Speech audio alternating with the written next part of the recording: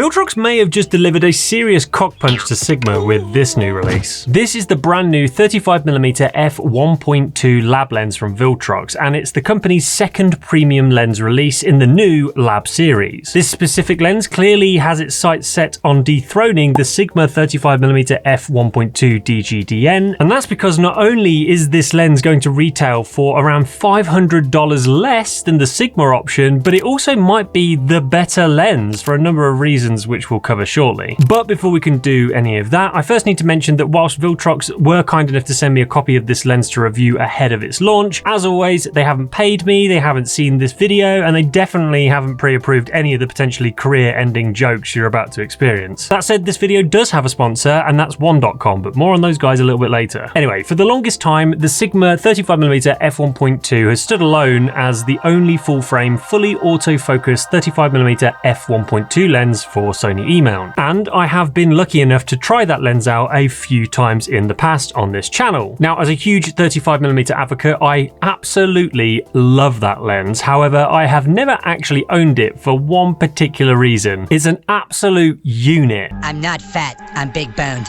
Literally, it weighs close to 1.1 kilograms or around 2.5 pounds, takes huge 82mm filters, and is only slightly smaller than a baby elephant's leg. What did you think I was going to say? Anyway, Viltrox has clearly noted all of that, and whilst this Viltrox is still on the girthy side, it's 170 grams lighter, coming in at around 920 grams or 2 pounds, has a much more commonly used 77mm filter thread, and is noticeably shorter in the hand. That's what she said. But obviously, it's not all about size, and that's why Viltrox have gone one step further and absolutely packed this lens with pro-level features. On the lens barrel itself, you get two customizable function buttons, a declickable aperture ring, which is actually a fly-by-wire design, but more on that in just a second. There's also an AMF to AF switch, weather sealing around the lens mount and internally, and it also has this adorable little OLED screen on the top here that's primarily used for displaying the current aperture value and focus distance. But there's actually more to this screen than just that, because using the free to download Viltrox app, you can also customize certain elements of this screen, like the startup animation, and even some of the functionality of the lens itself, including what these two custom buttons do here on the side. Sadly though, just like the other lab lens that Viltrox released, which was the 135mm, they still haven't added any means of locking this aperture dial. And as somebody who personally prefers to keep the aperture dial set to the A mode so that I can adjust the aperture more quickly using the camera controls on the back of my camera, this can be a bit of a nuisance, as you can sometimes knock this dial accidentally, turning it to f16 or some other random aperture value. Now, by no means does this happen all of the time, because if it did, quite frankly, I would have long since dropkicked this into a nearby river. You're gonna be psyched after you're done with it.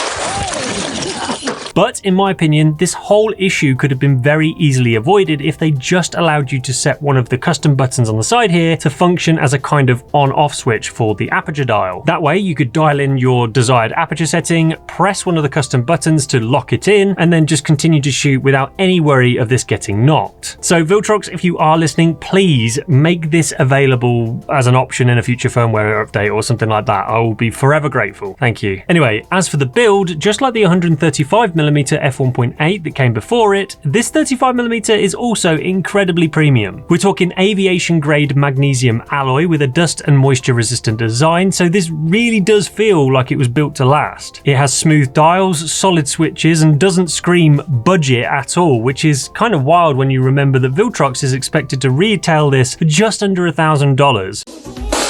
While the much older Sigma option still retails for around the $1,500 mark. That's a $500 saving, which could be enough to get you another lens or like 3 months of Netflix subscription at the current rate. Though using the link and discount code that I've pinned in the comments below, you can grab a further 5% off, making this even cheaper. Now, whilst Sony doesn't currently offer a 35mm f1.2 option, it does of course offer a 35mm f1.4 G Master, which I actually owned for a number of years, and it was hands down my favorite lens to shoot with. Given the choice between this and that Sony, I would be having a much harder time deciding which one to get. Ultimately, I decided to buy the G Master over the Sigma 35mm f1.2 because it is just much much smaller and lighter, weighing around 525 grams or 1.15 pounds. That means that it's not far off half the weight of this Viltrox, so it's still the more portable option of the three. Even now it retails for around $1,400, so this Viltrox certainly has it beat in terms of value for money. Plus, Viltrox hasn't skimped when it comes to autofocus performance either. This lens features the company's latest Hyper VCM motor, which sounds like a piece of Iron Man's suit, and honestly, it kind of performs like one too. When paired with my Sony a7C Mark II, this lens was absolutely lightning fast. So fast that it was practically instant when shifting between near and far targets, as you can see. The AF was rock solid at all times, and when editing, I was actually slightly blown away to find that not a single shot that I took was misfocused, which is just incredible. Plus, it makes zero noise, which is always a bonus. But,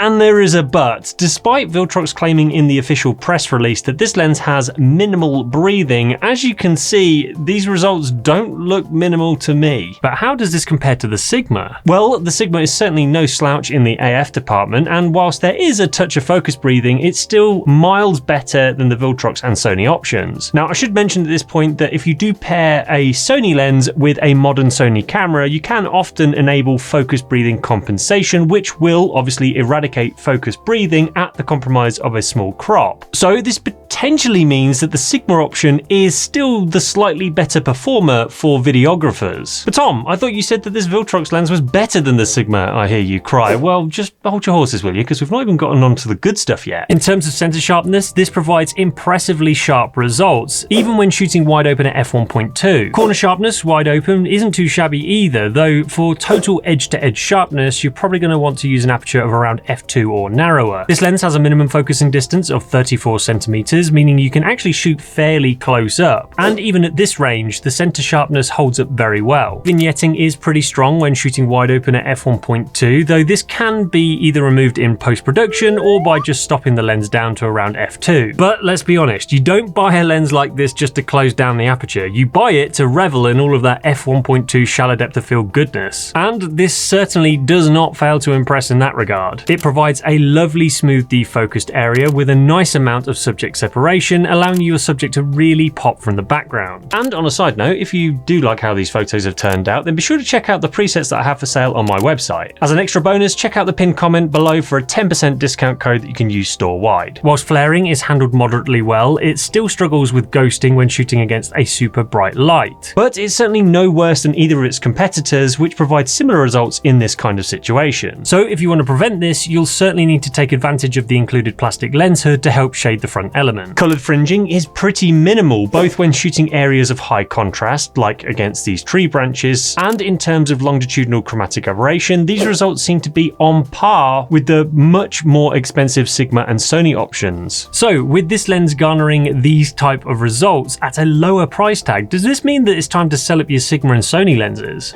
No!